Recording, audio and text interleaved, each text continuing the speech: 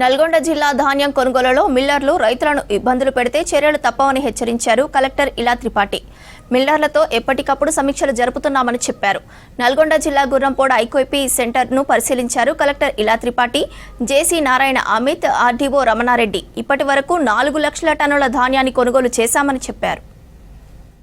ద్వారా నా కోరిక అదే. ఇవి అన్నీ మీరు చెప్పింది టీథింగ్ ప్రాబ్లమ్స్. ఏ సీజన్ అయినా, వానాకాలం అయినా, రాబీ అయినా, ఇవి అన్నీ ప్రతి ప్రొక్యూర్మెంట్ సీజన్లో మాకు టీథింగ్ ప్రాబ్లమ్స్ ఉంటాయి.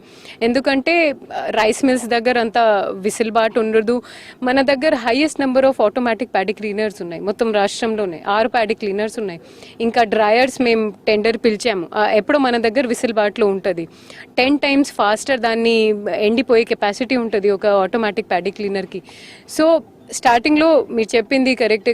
కొన్ని తిప్పర్తిలో ఇష్యూ వచ్చినాయి. ఇక్కడ అక్కడ పెద్ద ఊరలో రైతులే ముందే వచ్చి మేము ఎందుకు తాలుతేమా మేము పట్టము అనేది ఆ మాట చెప్పారు. నిజమే. కానీ మా వ్యవసాయ శాఖ అధికారులు వాళ్ళంతా కోఆపరేటివ్ శాఖ అధికారులు వాళ్ళని ఒప్పించి ఇలా చేస్తే మీకు మంచి జరుగుతుంది అనేది ఆ మాట చెప్పి 1-2% కటింగ్ మీరు అర్థం చేసుకోవాల్సిందే. Is because of packaging and transportation. Gravity అంతా ఉంటుంది. అది ఎప్పుడో ఉంటుంది అండి. ఇది కొత్త పద్ధతి కాదు. దానికి రైతులు కూడా పెద్ద ఇబ్బంది పడట్లేదు.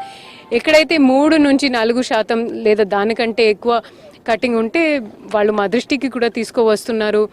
కొన్ని కాంట్రాక్ట్ డ్రైవర్స్ అది దిగుమతి చేసేటప్పుడు ఒక బస్తాకి ₹1 అడుగుతున్నారు అనేది కూడా విషయంని వెంటనే మేము స్పందించి మా ఎంఆర్ఓస్ ఫీల్డ్కి వెళ్ళి